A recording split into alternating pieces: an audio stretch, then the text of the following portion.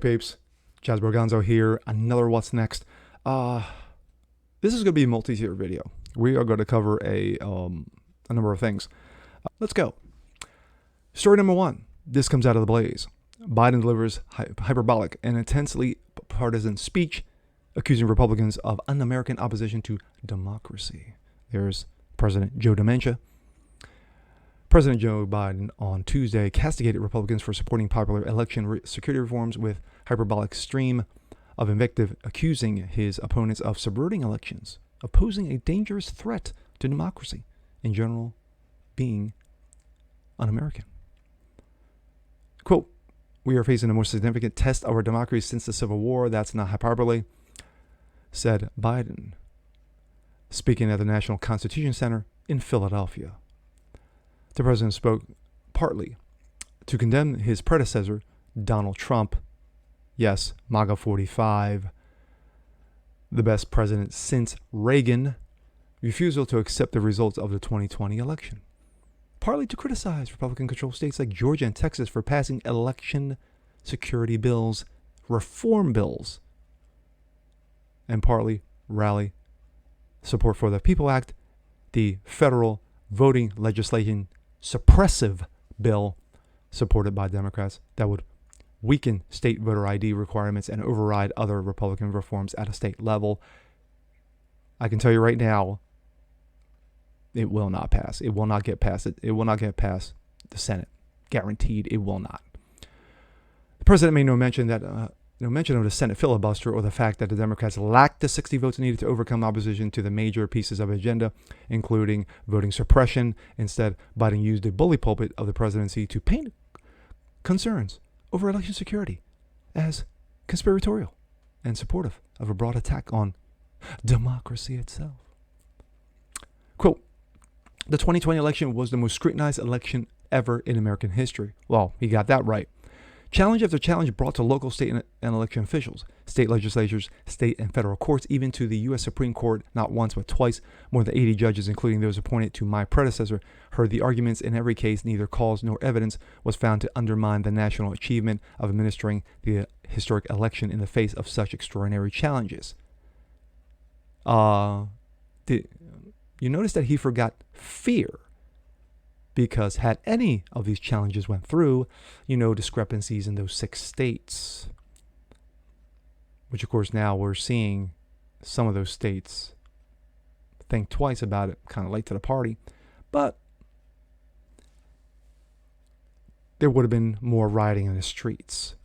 That was the main crux of the reason why none of the challenges went through.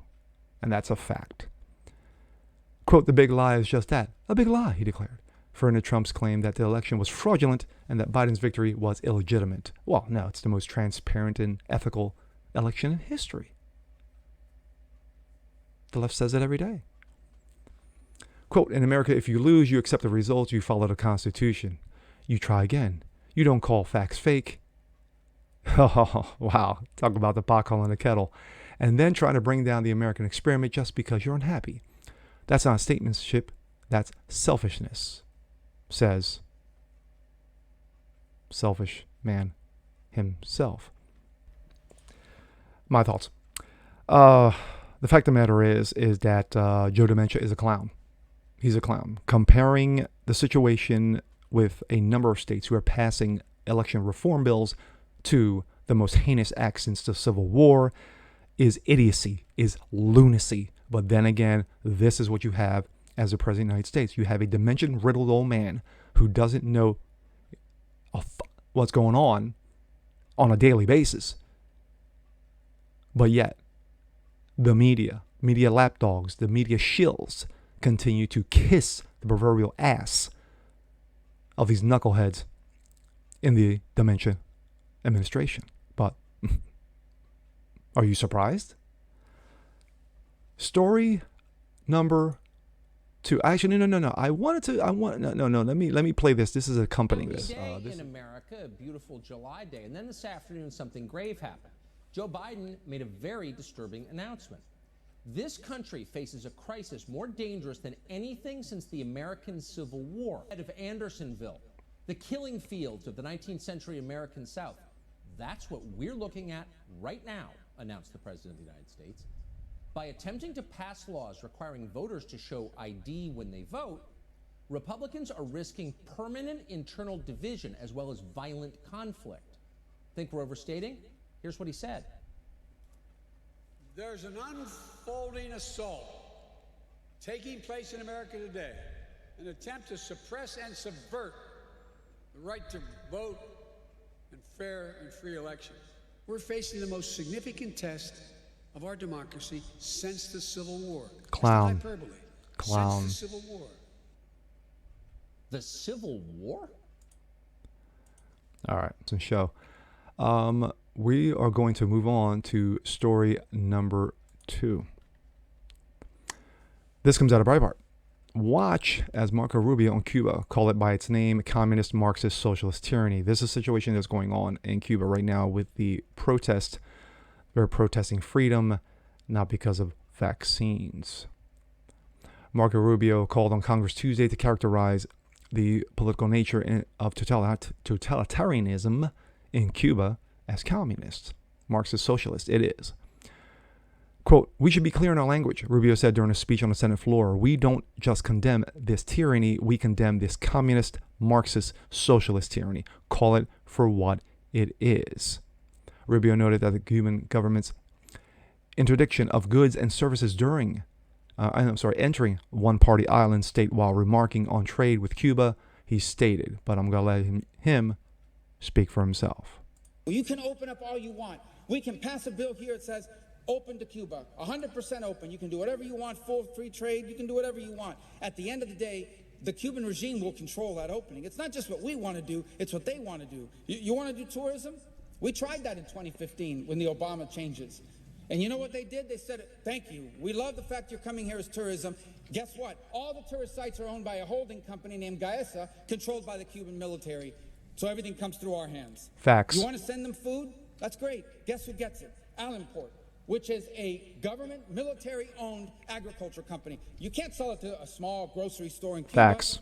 Or even a food wholesaler. It goes to the Cuban government. Facts. You want to send money? They take it. You know why? Because socialism is about control. And all of these things, tourism, food, money, medicine, it's all about control. You want humanitarian aid? Let's get Red Cross. Any of these vetted NGOs in the world should be allowed to go into Cuba. They won't allow it. A, exactly. It's embarrassing to them. They have a world-class healthcare system. Why do they need humanitarian aid? But B, I know, right? Because they want to control it. Send them vaccines. But if you put it in their hands, the government, the regime, guess who gets the vaccines? The people who behave. First the regime elites, then the people who behave. If you're not behaving, if you're not going along with what they want you to do, you don't get a vaccine. My thoughts. Marco Rubio is exactly right. It's a shame we don't hear much more from Marco Rubio. You'll hear from him every few years. You know, someone will wake him up in Florida and say, hey, you know what, Marco, I got a camera. Sure. But this situation is he's exactly right. Everything runs through the Cuban government. Everything. Every single thing. That's the reason why you notice their cars, like I said, you look at the neighborhoods, it's like time warped. It's like they're stuck in 1955. But this is a sad situation. And, you know, just like when you have those uprising in Hong Kong, you know, saying, hey, we want the same rights as the United States. Oh, no. In prison you go. Or even killed. Same thing with Cuba. If you're a political dissident, you stand up and you uprise. Oh, you think these people that, you know, some of these people who were protesting aren't going to be imprisoned? Maybe even killed? It's Cuba. They've been playing this same record for basically, 60, 70 years now? Since the early years of Castro? It's a sad situation. You got very good people. Very, very good people who just want to be free. That's the reason why they are willing to risk their lives in rickety boats or even tire tubes or what have you to get to Florida. Florida was a huge Cuban population who vote conservative. Gee, who would have thought? But yeah, this is a situation, which is just going to be ongoing, but unfortunately is being shoved on the back burner right now because of President Dementia's stupidity. But then again, no one should be surprised. I'm going to end with this. Let's see. Yours truly has been given the strike. Yes, on my YouTube channel. Yes, I was given a strike for posing facts. But according to them, I was posing misinformation regarding vaccines, regarding the vaccine mandate, regarding, Fauci, Lord Fauci, the media, the Dementia administration, all in cahoots to basically come to your house and say, you must take the shot.